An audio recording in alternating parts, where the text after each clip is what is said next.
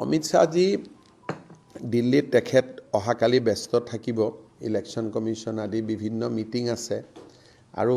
আমাৰো কেইটামান কাম কৰিব বাকী আছে সেইকাৰণে আৰু মই ইমান বটদ্ৰৱাত গৈ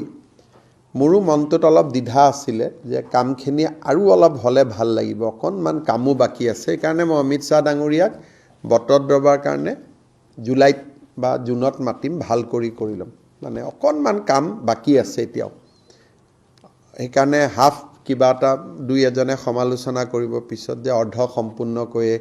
উদ্বোধন কৰিলে মই কৰা বেলেগ সমালোচনাটো অসমৰ ভিতৰতে থাকিব